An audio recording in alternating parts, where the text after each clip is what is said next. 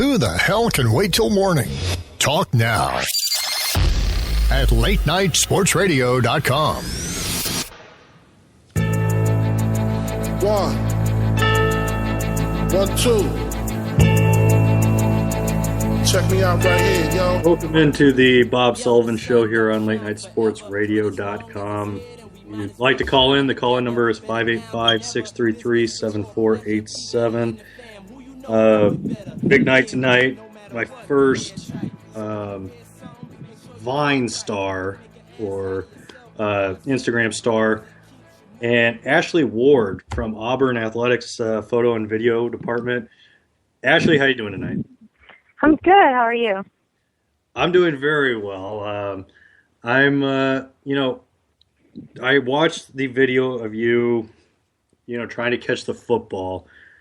And what exactly happened there? What were you being too gutsy? Would you take it back, or what's going on? What was going on in your mind when you were trying to catch that football?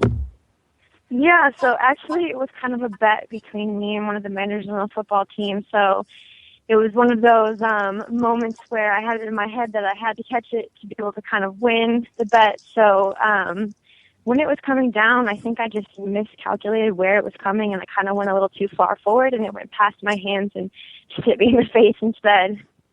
It looked like you, instead of trying to catch it hands up, your hands were down. Your palms were open instead of, trying to catch it hands up. Do you feel like if you had gone with the proper catching technique, you would have caught it? And by the way, this is not an easy catch to make. Catching a football. Yeah, I don't know. That's hard to say. It would have to be one of those things where I'd have to try it again, but I don't know if I'm going to do that. But I feel like I had a good foundation because like my dad played college football, my boyfriend played college football, so I grew up playing catch. But I think I just misinterpreted how fast the ball was actually coming at you from a kickoff. I think I thought it was going to be more like a throw than a kick. So I don't know if I had known how to catch it properly, maybe, but I think I just kind of was a little too far forward and kind of misjudged where it was coming. Well, and it's not coming in on a spiral either. It's coming in end over end. It's a tough, I don't think people truly understand that it's not the easiest thing to catch a kickoff. Yeah. Somebody else was telling me, I had no clue that there were different types of kicks, and somebody told me it was an end over end. So somebody explained to me that that's a little more difficult to catch. So it made me feel a little bit better, but yeah, it's definitely not easy. What's the worst thing that's been tweeted at you, Facebooked about you, or anything that you've read on a Vine or Instagram, whatever it may be, a GIF? What's the worst thing that you've read so far that you've had a great sense of humor about it, but there's horrible people out there on the internet? What's the thing that stung? Yeah, everything's pretty much been positive, but there have been some people who have been saying that I was faking it and it was kind of planned and that I purposely got hit in the face to get this attention. And I think that's probably the worst because I don't know anybody who would take a kickoff to the face for attention because it's not the best feeling in the world. So that's probably one of the worst things. And there's been some smaller things, but I think that was probably the meanest thing that's gotten said about me. It didn't look like you, as soon as you went down to the ground, you put your face into the grass. Were you laughing or were you crying? I was laughing. No crying at all. It actually didn't hurt at all. I think it would have if I hadn't been so embarrassed, but I kind of was more taken over by embarrassment. But I was laughing the whole time. I kind of put my hands up in my face, just kind of realizing what just happened. That 87,000 people in that stadium, and then everybody on the TV just saw me get nailed in the face by a ball. Well, and you're running. You're running on your knees, so it's kind of it's not an easy one. You lose any athleticism you have from your legs at that, and then when you're trying to catch it, you just don't have a good angle at it. It's like a little person trying to catch a football at that point. And when it did the nose of the football hit you? What part of the football hit you, and where exactly did it hit your nose, eye? Where did it hit you exactly? It hit me on my left cheek, and I think it didn't hit me on the nose of the football, but it hit me from like the side of the football, so I think that's probably why it didn't hurt as much. But it hit me on the left side of the cheek, and luckily I turned my face at the last second because I think it probably would have hit my nose, and I probably would have broken it. And that would have been because I didn't see, like, after you did the interviews after the game, and there didn't look like, I was surprised there was no offense, but I was surprised either you're really tough or you don't bruise easily, because it didn't look like there was any bruising or any redness. Have you bruised at all since that incident? No, there's no marks, no bruise, no scratches, nothing. It was just a little bit red after I got hit, but that went away after probably an hour. I really don't know how I did end up with a mark on my face. Did Auburn take you through the proper concussion protocol after that happened to allow you to keep doing your job? Yeah, one of the, I'm pretty sure he was a doctor for the football team. He came over and checked my eyes and asked me the questions that they go through when they're asking you about concussion stuff. So they definitely checked on me, and they told me they would come and check on me again, but I had left. So, but no, they definitely did a good job of making sure I was okay. Okay, well, let's get into some Auburn football here. Looking at Auburn's season so far, that game, for you to overshadow what happened at the end of that game with LSU kind of blowing it with the not getting the snap off in time. What is your take on, one, Miles getting fired, and two, you being the biggest story of that game so far? Oh man, it's definitely been a whirlwind, seeing that everybody was more talking about what happened to me than what happened with the game. But the ending of that game was absolutely insane, and to be inside that stadium was awesome. I was actually right in the corner where LSU had that last touchdown, and the wide receiver, I think, for LSU actually ended up hitting me on his way down, so I got hit again. But yeah, so all of the players kind of rushed into that corner, and then after that they overturned it, and everybody went crazy in the stadium. But it's one of those things where it's hard to talk about, because I know that I'm not an expert on football, but with Les Miles getting fired, it's definitely one of those things where if the game had been opposite, I don't know if that would have happened with Gus Malzahn. So it's hard to talk about because I'm not an expert with football, but it's definitely interesting seeing what LSU did after the game. The last, Gene Chizik went to the national title, won it with Cam Newton. Gus Malzahn went a couple of years ago. They lost to James Winston, Florida State. What is the patience level with Gus Malzahn right now? It seemed like early on it seemed pretty on the up and up. Right now things seem to be in still kind of a transition mode. What's the overall feeling about Auburn football right now? I think people definitely still have a lot of hope, and I think that they're hoping that Auburn's going to kind of continue to win.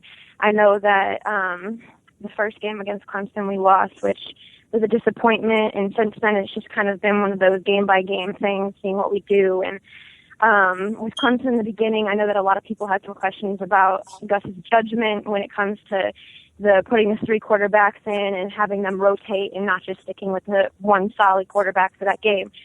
So I think it's definitely a game-by-game situation, and luckily we won this game, so there's no questions about what we can do. It's just after this it's going to be, especially for Gus Malzahn, it's going to be a game-by-game thing and kind of seeing what he can do with other teams. So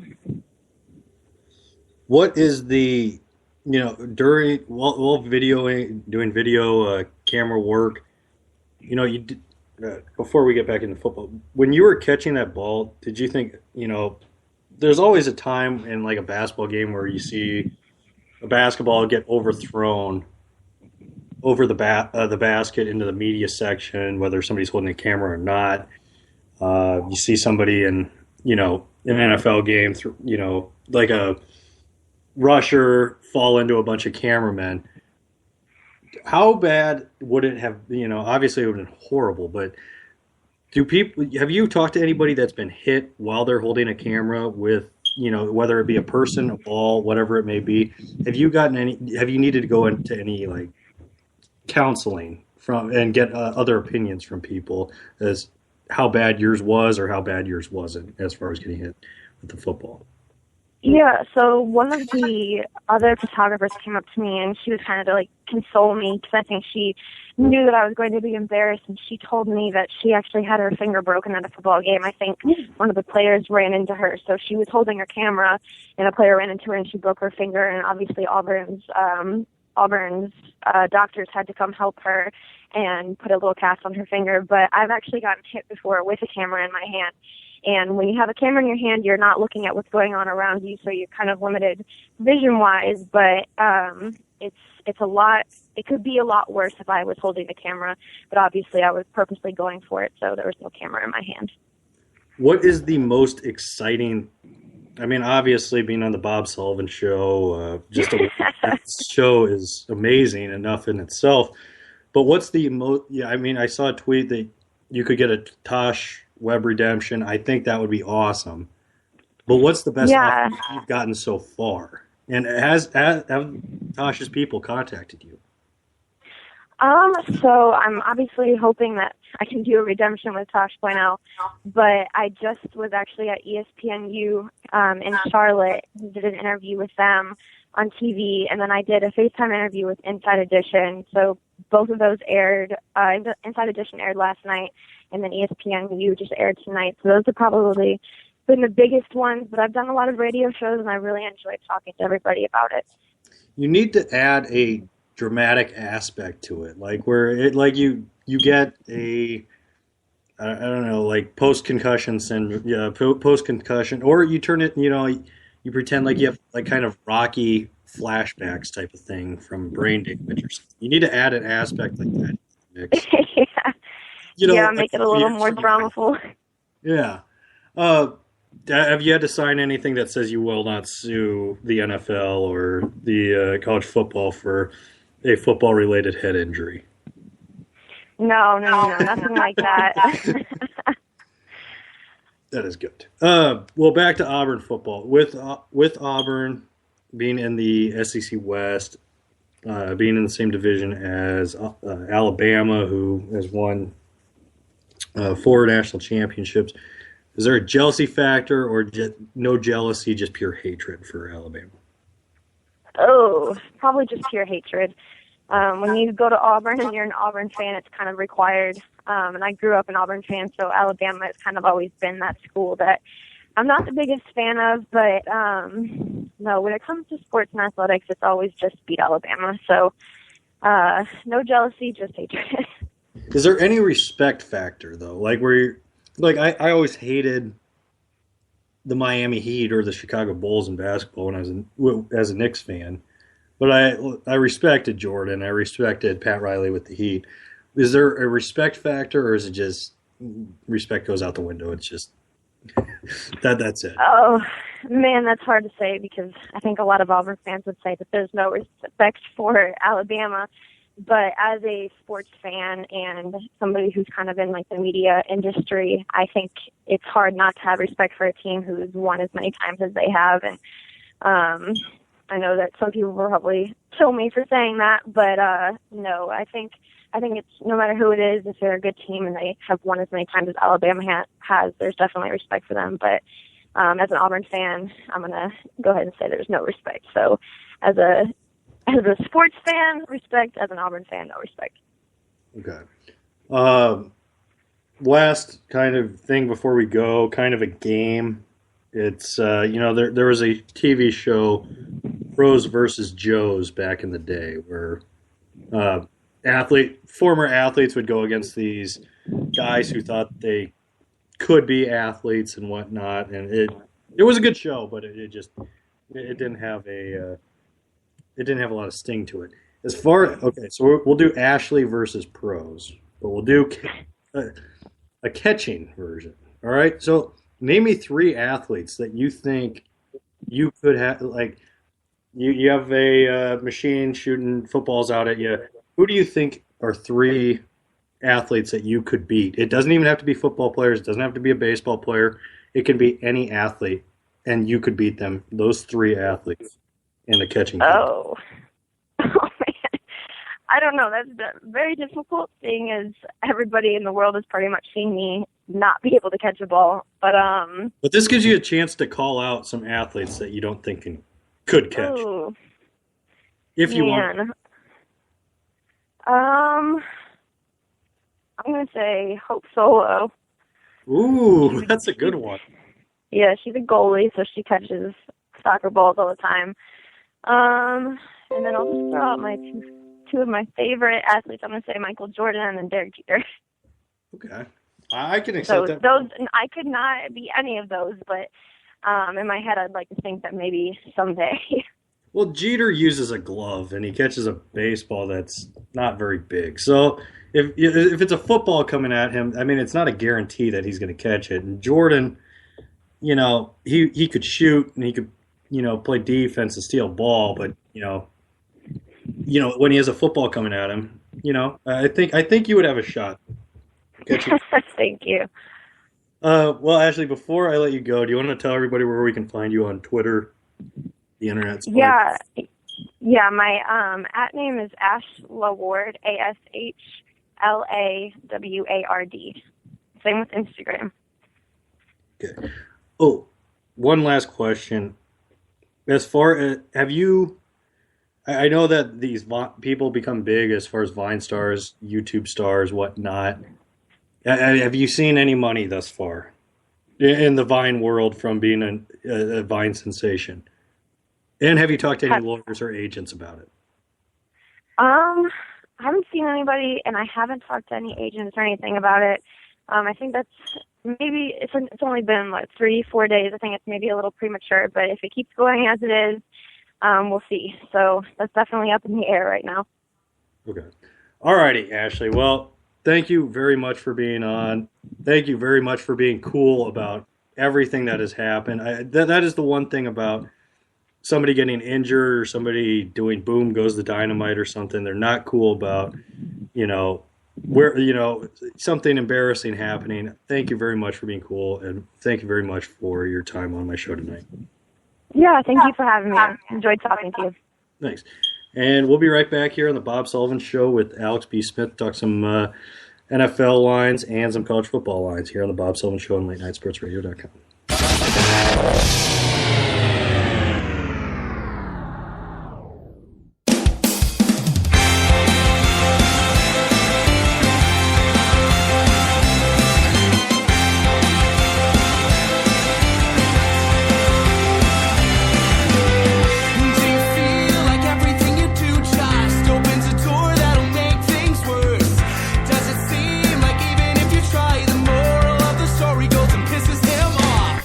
Maybe I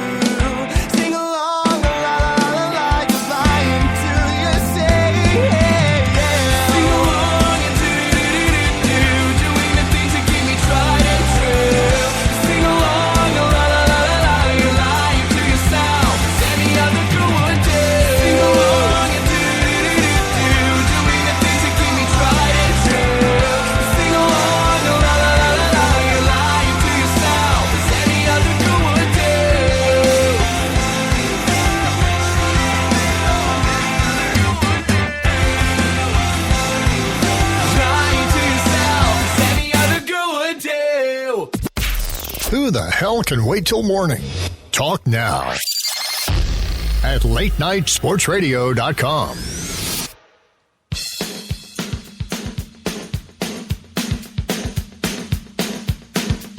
Welcome back to the Bob Sullivan Show here on latenightsportsradio.com.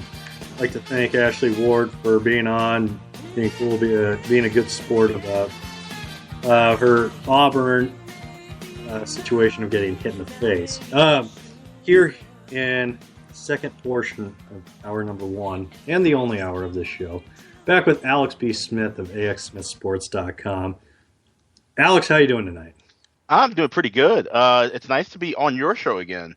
You know, it's kind of funny. It's normally be the time for our show, The Box Seats, which comes on right after this on latenightsportsradio.com. So everyone should just kind of stick around, I guess. But yeah, it's didn't have the best weekend in the world as as far as betting games goes, but doing fine tonight. Things could have been worse. I could have been hit in the face with a football, and I wasn't. So, but yeah, all is well though. You had some interesting stuff going last night, though. Yeah. Well, let me say this. I did not. I put in before. Well, we'll get into this more so on our show on the Box Seats with Alex B. Smith and Bob Sullivan. We can't really call it shameless plugs when we're both on the show. Yeah, pretty much. But I will say this: I went 1-2 this weekend, and I took Cousin Sal's picks for what I was betting, and I went 1-2. So, but as far as what happened last night? One, you have a Monday Night Football game, and yes, it's going up against the debate. But the ratings for Monday Night Football have been atrocious this year, and not just this year, but the end of last year too. How much ESPN has been making cutbacks and whatnot. Their ratings have been pretty bad and pretty shoddy for a lot of things. Is ESPN in even more trouble than we're really giving it credit for? You never think a channel like ESPN would ever struggle. I mean, they were the pinnacle point of what they do. They were the first 24-hour sports station. They revolutionized the way we watch and follow sports in every sense of the way. And so for the flagship station to just struggle on all levels, I mean, the afternoon shows they have are hard to watch. SportsCenter has, but people watch them, which is weird. Yeah, and they do. Yeah, people watch, and I mean, actually, like really watching. Like me personally, during the day, I'm capping games. I'm listening to radio shows across the country. I'm doing a lot of other things. I'm grabbing lunch. I rarely sit and watch sport. Anything on ESPN during the day. Even if a lot of people joke around, and I always tweet or post on Facebook about this, but most of the time, I'm usually watching Sex and the City reruns during lunch in between to just kind of get away from. I'm already neck deep in sports. The last thing I want to really watch on television while I'm taking my break is more sports. So, I like to change it up. But when you look at the Sports Center, the morning Sports Center has become like a sports version of the Today Show. They have 4 and 5 anchors on, which I think is completely unnecessary. I think they need to bring it back down to 2 or, no more than 3. And just have it. Or don't even have a morning Sports Center. It's like, what was broken with the system where, okay, nothing happens in the morning, number one. Actually, I know what happened. Unemployment went up, so people had to watch stuff during the day. But that was a while ago. Unemployment has gone down. But I'm saying, like, with Sports Center, it's like, as far as that goes, was there anything wrong with seeing what Kenny Mayne and Stuart Scott were saying the night before? And up until 11 or noon, and then we got like a midday Sports Center, or if you wanted all day Sports Center, you just turn on ESPN News. Was there anything wrong with that system? Like, do we really need to have Hannah Storm and David, whoever his name is, the blonde-haired guy, talking about God knows what and gossip? Basically, it's a gossip show, is what Sports Center in the morning is becoming. It's stupid. Well, my thing is this, and I fall asleep to ESPN virtually every night. So the I would be at the Scott Van Pelt edition or the West Coast LA edition of SportsCenter. Like I said, it repeats 3, 4, 5, 6 times in the middle of the night. Yeah. And traveling on the road, I usually fall asleep watching ESPN News, and I think ESPN News. The issue with that is that ESPN News wasn't added to a lot of cable carriers for a long time, and then once it was, a lot of carriers started to drop it because all it was just SportsCenter on repeat. So I do like the idea of having a morning SportsCenter. They have broken a lot of stories. Unfortunately, a lot of them have been sad events like deaths and so forth that have gone on over the last year or so. But I do like the idea of having breaking morning news. There are a lot of things that do happen overnight that wouldn't be caught in that replay of SportsCenter. So I'm fine with that. But I don't think you should have. You've got 5 anchors on in the morning. You've only you've got Serena Morales, who's super awesome, and I love the content stuff that she does. She does a lot of internet and Vine things and so forth. But if I'm getting up to go to work at 7 a.m. in the morning, I really just want to find out what scores happened overnight, what breaking news is going on, and then I can just move on with my day. The content stuff that they do in the morning, I think, would actually be better to have late at night from earlier that day. Maybe that'll be something more interesting to watch at 12:30 in the morning if I'm still awake, as opposed to 8 o'clock when I'm trying to rush out of the door. Mom and dad trying to get their kids out off to school and get to work. I think they need to kind of reshift the way that they balance their sports centers out a little bit. Yeah, we talked about how we didn't want to give away any betting. This is a perfect conversation. But as far as with Sports Center is awful. My thing is like Scott Van Pelt. I'm not a huge fan of his, but I do like his Sports Center. I mean, it's kind of, I wish they had. Well, one, I wish they hadn't gotten rid of Olbermann. Like, I thought Olbermann's show is what ESPN needed. Yeah, and I think they signed him for too expensive. Well, he probably asked. It was a mutual too expensive deal for both sides. Definitely. And it should have, Keith Olbermann, Van Pelt, and then maybe one other person should have been doing the whole Sports Center at night. And Olbermann's show, whether you hate him for politics or not, his show was great on ESPN because he's just, he knows baseball, he knows hockey, he knows everything sports related, and he has an opinion on everything, and he's still able to do highlights. And without an opinion, and without a skew, and then he'll have on a guest like, whoever it may be, like I don't know, he'll have on Michael Jordan or something. Not that he's had him on, but that's what I'm like. Olbermann's show was great, and I think they made a huge mistake in not bringing him back. I thought his style and his structure to his show was perfect for what sports is now, because nobody really wants a highlight show. You get highlights on Vine. You get highlights on Twitter. You get highlights on everything. You need like 10 or 15 minutes of highlights, and that's it. And then the rest needs to be opinion or something similar to that, or interviews. That's all you need. Mm-hmm. So I don't know. That's my opinion on the whole thing. And with the morning Sports Center, I mean, they could really, you need 2 anchors. That's it. And do you think, speaking of people like dying overnight or something like that, like with, the Arnold Palmer thing happened after the news broke after the Jose Fernandez, but then Sports Center had that huge tribute to Arnold Palmer, where it's, obviously the somber music's playing and Tom Rinaldi is, talking about Arnold Palmer's life 15 minutes after we found out that Arnold Palmer died. Do you think that, obviously it would be, I don't know, it is smart, but do you think ESPN just locks like Tom Rinaldi and Bob Lee into a room for, once a month and be like, okay, there's a possibility of these people dying this month. Would you please just read off some meaningful babble or narrate a meaningful thing for Arnold Palmer or Jack Nicklaus? There's one in the hopper for Jack Nicklaus. Right. They have to be sitting in a room for a month, at the beginning of every month, where they're just, okay, well, Jack Nicklaus just did this, or something about, Bobby Knight, like his controversies and what. They're preparing for those. Right. How long in advance do you think they prepare these? Do you think they prepare them for all these people like once a year, once a month? How do you think they do it? I think they kind of do. I think they might do these maybe. I'd say every 2 or 3 months. I would love to get some confirmation from this. I might know some channels I could go through to find out if this really does happen. But I agree with you. And the reason why I say this is, think about when Buddy Ryan passed away. That was I want to say, and that was the same. Was that not in the same day as Muhammad Ali, or was it around the same? I'm trying to remember who was it? Was it the same day? Yeah. There was another big sports figure that died. I believe Right. it was Ali.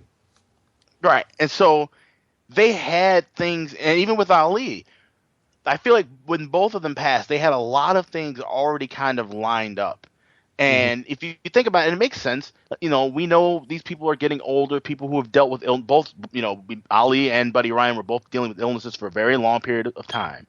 And they just finished doing the 30 for 30 on the 85 Bears with Buddy Ryan. So I think with certain things, yeah, you just, they're not predicting death, but by any means, but they're, it's just common sense. And because it's going to, rather than them scrambling to take the time to prepare something that might be a bit inconsistent, they want to, do a proper tribute and have the, like you said, the right people, Tom Rinaldi and Bob Lee and Chris Berman, these people doing the anecdotes for, these memorable sports stars. So I think they do kind of have some things kind of planned and stashed away, but because it's just like you said, we've seen so many passing aways in the sports world this year, and a lot of them were tributes. Like I said, they were really quick on the button with a lot of the video and footage tributes. I know this sounds morbid, but I'm gonna ask it anyway. Like, if you're ESPN, I think it wasn't really quick, but it was within an hour, 2 hours. Whenever we found out about Stuart Scott's death, there was a tribute. Like, there had to have been somebody was like, they had to have that one in the hopper as well. Like, where it was like, okay, this is going to be a really big deal when this happens, and we need to be ready. Yeah. And that's like, if you're a company, for them to have that out that quickly, like, you can't have, like, obviously they were having something done, which, I mean, the Sage Steele one was probably the one that hit me the most, but that was out within the day, which that can be done. But there was also a tribute within an hour or two of him being,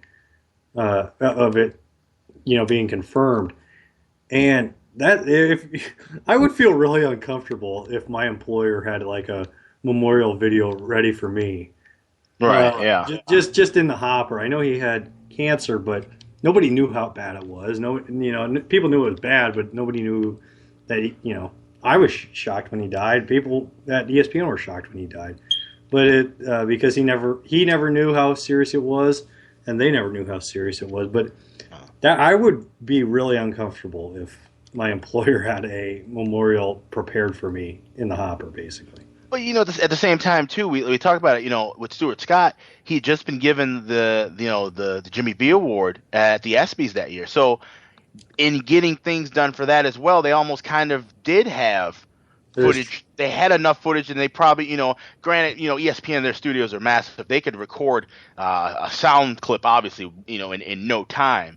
And they have a crack team of writers that get things done. So they I'm sure it's a combination of both, where they have a lot of footage kind of stocked up and piled and ready to roll on something, and they have enough writers to where they can get something written, recorded, and on air faster than just about any other network around. So I don't know if it's I don't think now with older people and certain like I said, certain people, especially with athletes that we know have been sick or ill for a while, they have some more complete things loaded up and stashed away.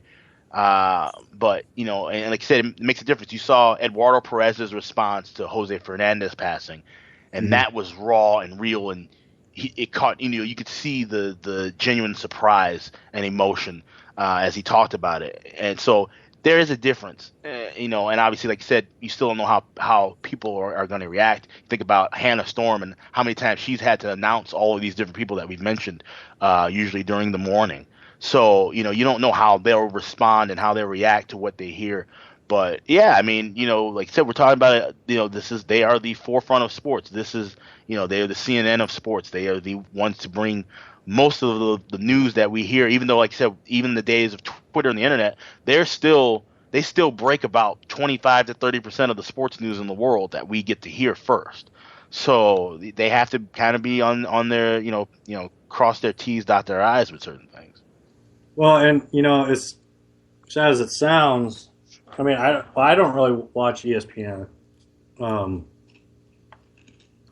Other than live sports, and really, I don't watch CNN other than breaking news. Yeah.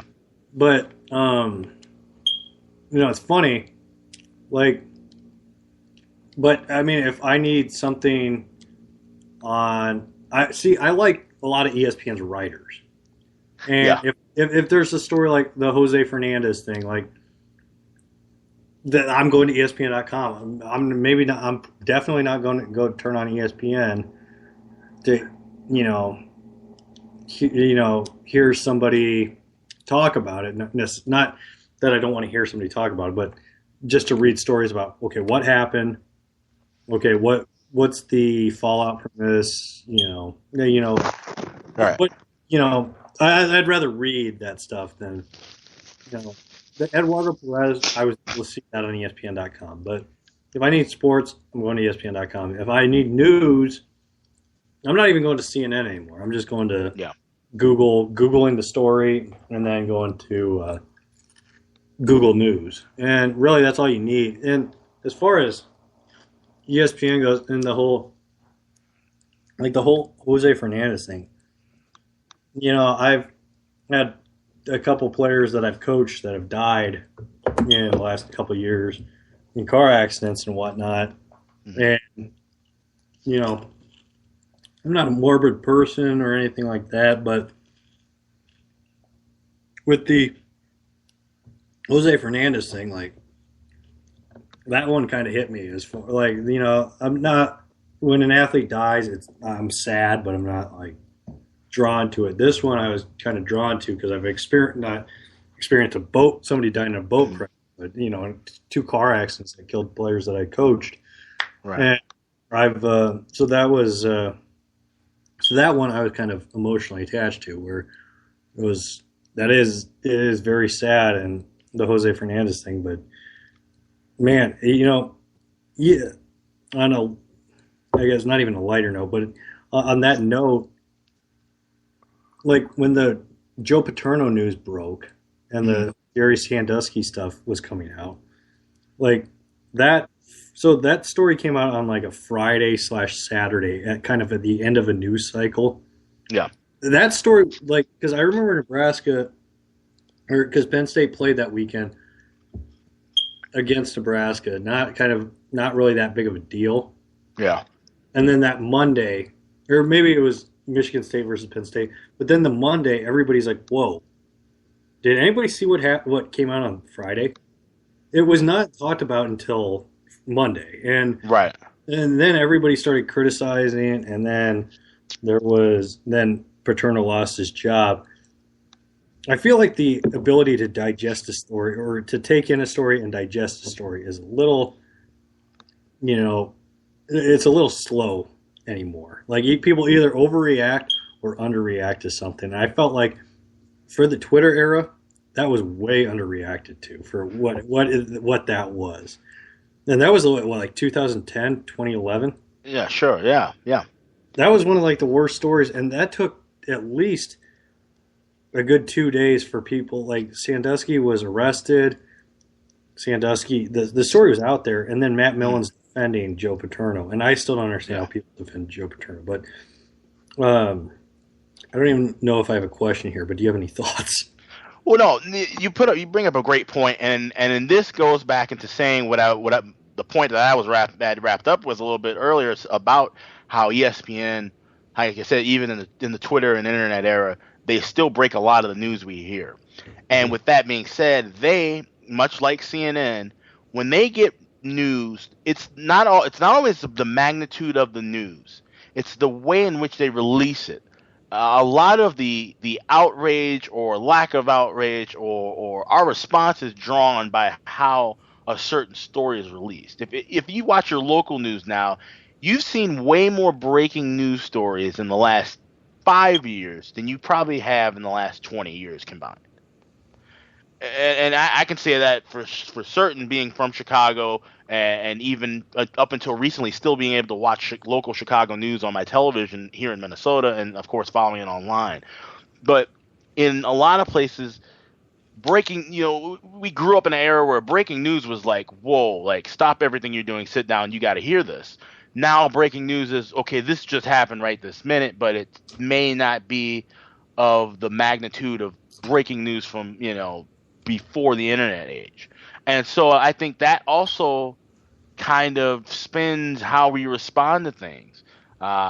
Just that's just our basic nature. And these networks, the writers, the producers, the executives, they know how to spin stories to create. I mean, that's their job. Their job is to inform, but it's also to intrigue and entertain, depending on like you said, the lighter heaviness of the news.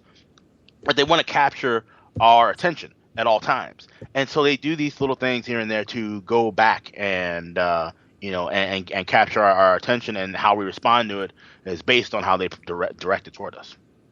And to your point, breaking news, like, I don't know, what was it, like 10 years ago? Okay, actually 16 years ago. It'd be like, hey, JFK Jr.'s plane is missing. Right, yeah.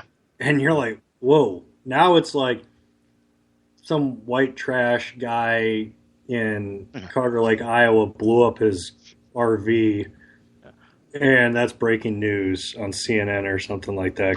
Perfect example. His meth lab exploded. Perfect example. A couple of weeks ago, there was a high-speed truck chase, 18-wheeler in California. Yeah. And this thing was originally headed toward Nevada. We found out later that the truck was filled with toxic waste. It was medical waste. But this was the guy who had been stealing 18-wheelers in California, they said, for years, had gone to prison I think 15 years ago for doing the same thing. He would steal trucks and open them up in a warehouse or a garage, try and sell whatever was in it. So this was breaking. This was all over Twitter. And there were live feeds on Facebook that had this. Not one single news station had this on cable. This is like on a Thursday afternoon, 2 o'clock in the afternoon. No one had this. Chase went on for 4 hours. No, not CNN, Fox News. No one cut over this at all. That shows you how the internet has given us that it's become the outlet for immediate news. It is our breaking news in a way, and it kind of gives television a bit more focus to do more editorial work and more framed news as opposed to instant news. So that's where the advent of the internet, it's the magic at work. But like I said, it changed how we digest news as a whole has changed because of the internet, and how TV has used it to almost be a sidebar of sorts. All right. Well, Alex, this is we need to do this like once a month, where we get kind of the stuff that we're not able to say on the box seats out. Yeah. We need to do this like once a month. It's rare that I have 90 minutes of free time to do it, but it's enjoyable. Yeah. Well, on that note, we're going to do this in about an hour anyway, but do you want to tell everybody where we can find you on Twitter, the internets, and all that good stuff? Yeah, AX Smith Sports on Twitter. It's funny. I still have it open. Alex B. Smith is my personal Twitter account. I haven't tweeted anything on it in years. I used to just talk about, what was going on at the bars on that Twitter account. But that's my personal account. Maybe one day I'll add that to my Twitter app on my phone and get that fired up again. But AX Smith Sports is where you can find me on Twitter. That's usually where I'm talking about everything. Go to my website, axsmithsports.com. I got a special going on there but you got to listen up about that later on the box seats with me and Bob Sullivan coming up in about 15 minutes. So I'll talk more about that website stuff later on. Awesome, Alex. Well, appreciate you coming on. Always an honor to talk to you, and I think it'll be a good time when we talk to each other again in like 3 minutes when we start the box seats here on Late Night Sports Radio. Yeah. All right, on that note, we will see you next Tuesday here on the Bob Sullivan Show. I'll be back on at 10 p.m. Central, 11 p.m. Eastern Time here on LateNightSportsRadio.com. And listen to the box seats that is coming up next and on LateNightSportsRadio.com, Spreaker app, and iTunes. And I will see you next week.